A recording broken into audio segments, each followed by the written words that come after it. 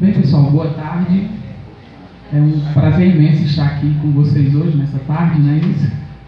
Como o professor Braz me apresentou, sou sobrevivente, um dos sobreviventes do mestrado, do Prof. História, da primeira turma. Estou vendo aqui alguns amigos aqui da segunda turma.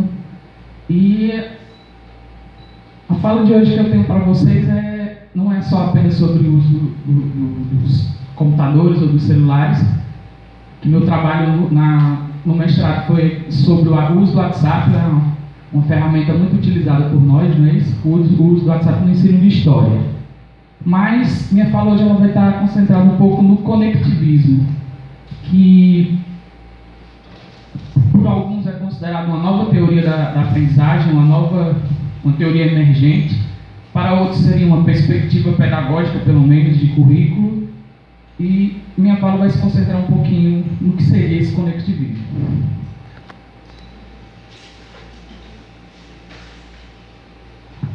Bem, como o próprio tema da mesa já nos sugere, as tecnologias vêm mudando o mundo, não é isso? Não só mudaram, como também continuam mudando.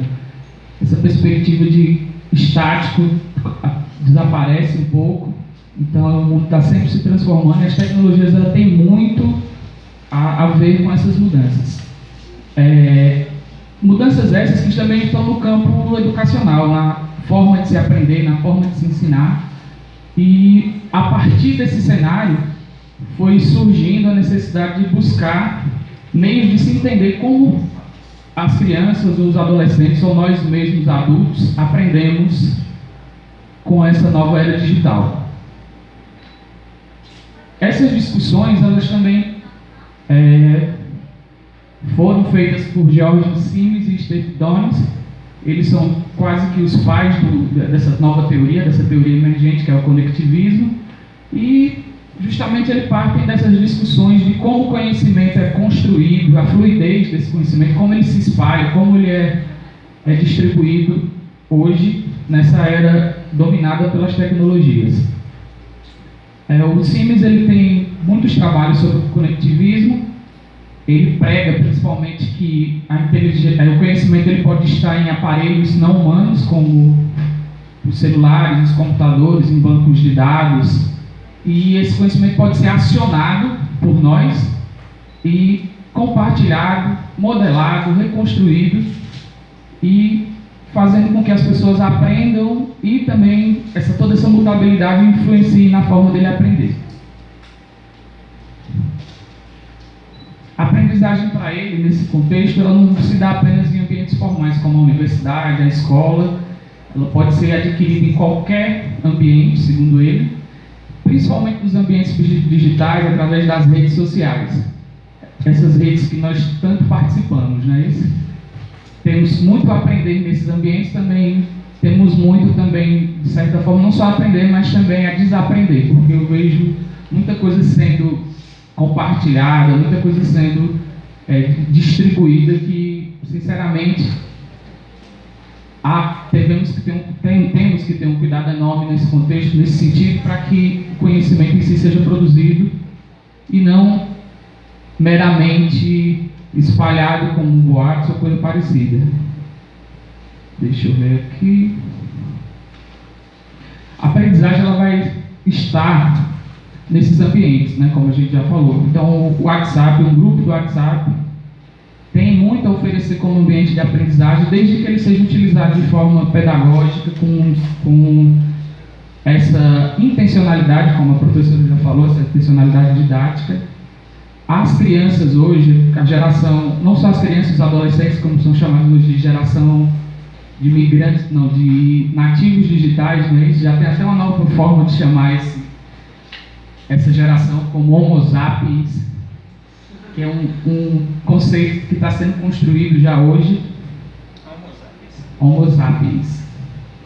Já temos alguns livros sobre o tema. Mas para o conectivismo se caracterizar como teoria mesmo, ele acaba criticando o Sims, principalmente, criticando as teorias que para ele são pré-tecnológicas. Isso é o que ele determina. Então já mudei um pouquinho no meu entendimento, seriam as teorias pré-tecnologias digitais, né?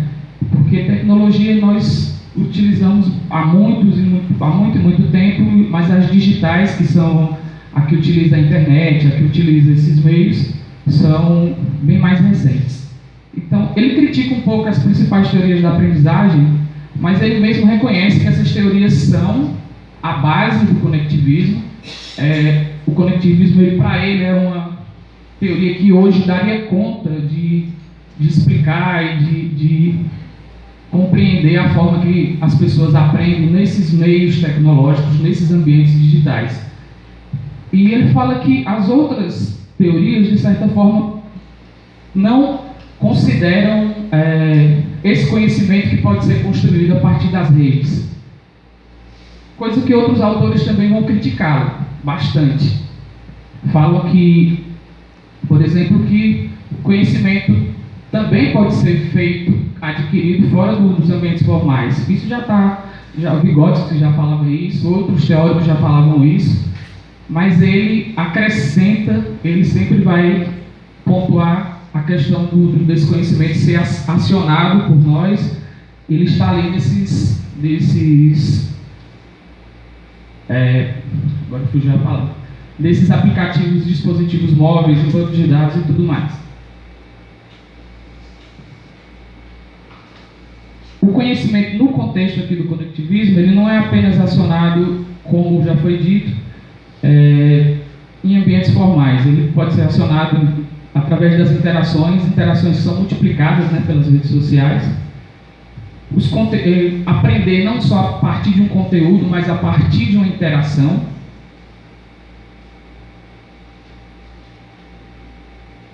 E alguns teóricos, como eu falei, vão criticá-lo por isso. Eles já dizem que as outras teorias da aprendizagem já davam conta disso. Só que ele intensifica o uso das tecnologias, enquanto que as outras teorias não, pelo contexto histórico das quais elas surgiram, né?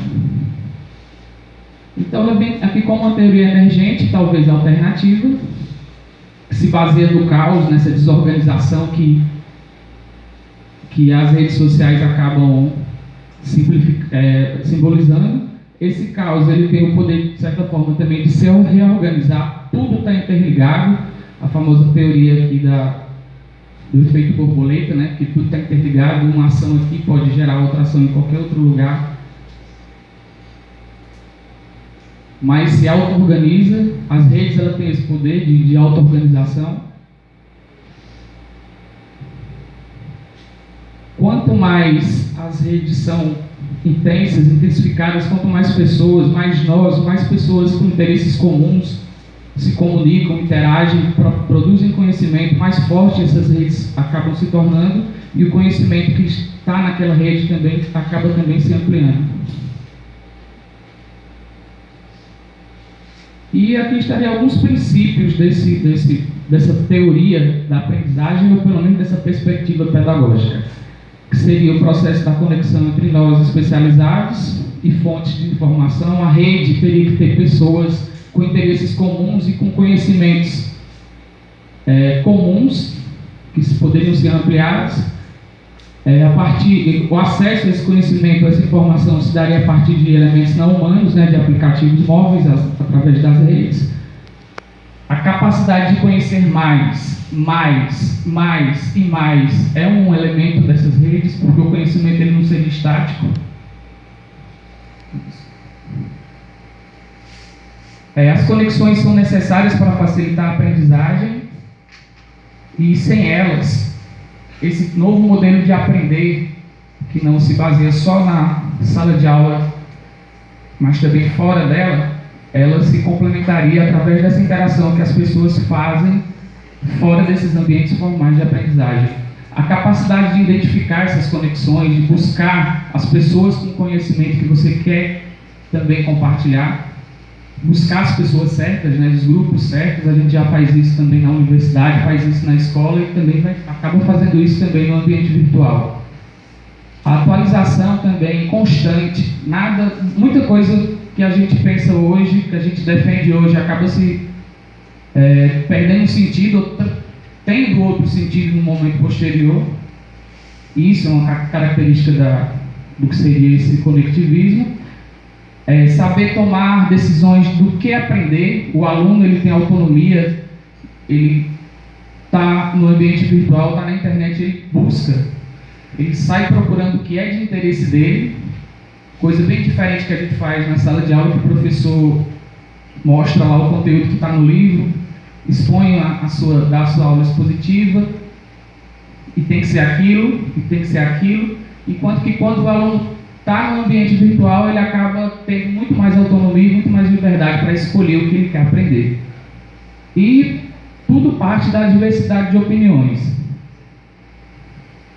Numa rede, apesar dos interesses serem comuns, nem todo mundo pensa da mesma forma. Os interesses podem ser comuns, mas a forma de pensar, nem tanto.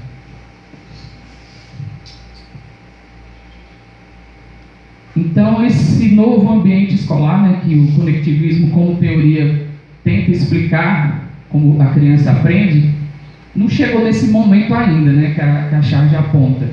Não assim, dessa forma. Mas a gente acaba prevendo, tentando pensar que vai chegar um momento que vai ficar quase dessa forma. Os celulares já invadiram a sala de aula, os dispositivos móveis já invadiram a sala de aula, existem leis para proibi-las, existem professores que morrem de medo, né? Existem aqueles que não, que encaram o desafio, que buscam a formação, buscam as competências para poder utilizar esses dispositivos de forma pedagógica. O Pedro Demo também já disse que a maior tecnologia que temos hoje na escola ainda é o professor, então não são as tecnologias digitais, ainda somos nós, professores, aqueles que vão ser professores também, mas a competência de utilizar esses dispositivos ela é necessária, porque nós não somos substituíveis hoje, mas a partir do momento que não encontrarmos essa formação, essas competências, quem tiver essas competências vão ter seus lugares, de certa forma, garantidos, né? Não sei depois desse contexto que a gente vive hoje, né? O professor está bem complicado ser professor no Brasil agora, mas para aqueles que querem, também tem que buscar esse tipo de formação. Então, voltando para a questão da aprendizagem aqui dentro desse modelo conectivista, ela partiria de um conhecimento dentro de uma base de dados, no caso a rede. Essa rede composta por especialistas ou por pessoas com interesses comuns, que buscam conhecimentos comuns. E esse conhecimento ele é tido através do fluxo de informações, das interações, o compartilhamento, a colaboração. E esses elementos fazem com que essas informações se transformem, de certa forma, sejam a matéria-prima, né, desse conhecimento a ser construído dentro dessas redes. E